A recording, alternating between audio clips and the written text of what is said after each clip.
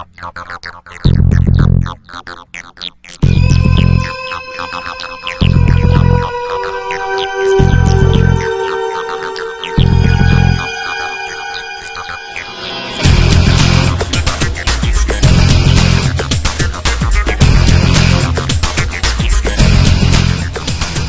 there traders, it's Jeff from thestockbandit.com. Thanks for joining me for this video. It's time once again to take a look at the indices and how the overall market's behaving, because that's what's going to have the biggest impact on how individual names move. And individual names are where the bigger moves tend to happen. So this is kind of the starting point, and then we of course drill down on the subscriber end of things to identify the best opportunities that are being seen out there right now on the chart. So let's take a look here at what took place last week. We did hold some near-term support, and we did lift from those levels. It was a holiday shortened week. You'll recall the market was closed on Monday for Labor Day. So we had just 4 days, but the bulls made it count. Saw a little bit of a lift here, higher within the range here for the Nasdaq. In fact, on Friday, this index got about 7 points from the prior bounce high, but it did stay beneath it. So that was 36.77 versus the prior bounce high 36.84. Now the upper end of the range right here, the high, is up here at 36.94. So we're still some 34 points from there as of Friday's close. But really the big key that I found last week, not only in the other indices, but also even here a little bit in the Nasdaq, which was really the best performer, being that it's the nearest to its highs compared to the other indices, was just kind of a lack of conviction on the upside. So take a look at Friday's bar, for example, up a single point. Pretty wide-ranging bar. We had lots of excitement there. We had a jobs number. We had taper talk. We had Putin and Obama regarding Syria, and there was a lot of fireworks Friday morning, but overall it became a wash. There really was nothing on a net basis that resulted from all of that activity. And Thursday, again, very narrow range bar, closed kind of right in the middle of the range.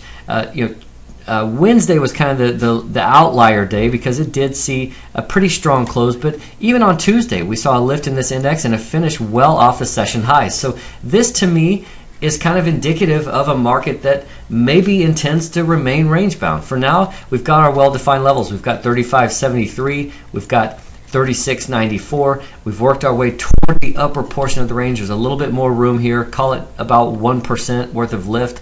But overall, it's going to be hard to expect the Nasdaq to really break out and ramp from this pattern, this high channel, just yet, given the way the other indices are behaving. Let's take a look at those. Here's the S&P 500. It broke this 1671, rallied up to 1669 a couple of weeks ago. This week it got to 1664. That's still a lower high as it currently stands. Here again, we saw kind of a lack of conviction 3 of the 4 days where we finished well off the session highs. Again, Wednesday was the only day, but this index currently holding above 1627. That's near-term support. Keep a close eye on 1671 and 1627. Those are the big levels for the S&P. For the Russell 2000, this index really respecting its levels as well.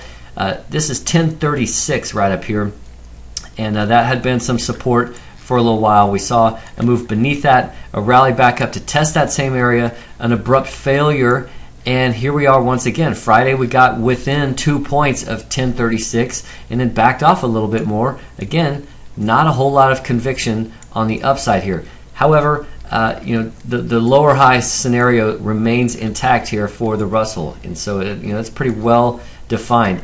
We've got some near-term support here at the 1008 level. That was the May high back here, and that's where the breakout occurred in July. We've pulled back. We've gotten within 1 point of that a couple of times, and so far it's held. We've bounced 20 points off this low right here, which was at 1009. But 1008, 1009, that's the big level to watch should we happen to turn lower. Keep a very close eye on that. And then finally is the Dow, the least important index of the bunch to me because it's only 30 stocks, but this is the Main Street index.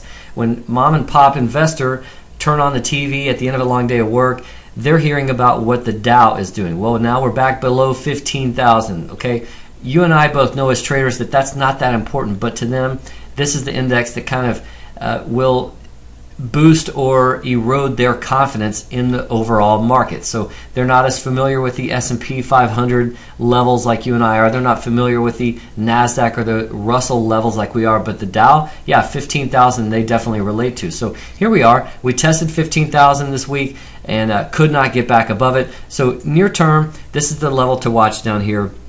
That's 14,760. We've also got kind of this prior minor bounce high right up here, and that's at 15,049. So here again, we've bounced up to a possible lower high, even in the short term here. So keep a close eye on this 14,760. That has been support. We got within 29 points of that on Friday.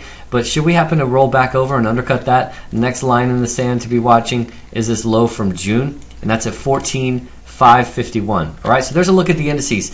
If you're looking for some trade ideas to add to your own, stop by the site. We offer a trial. There's no risk in kicking the tires and seeing if what we provide is something that can help you. We help traders all over the globe, and it's something that they count on, and they receive it in their inbox every night. It makes it extremely convenient to not just catch up on what's driving the market and what should we be paying attention to right now, but in terms of actual trades, where are the actionable ideas?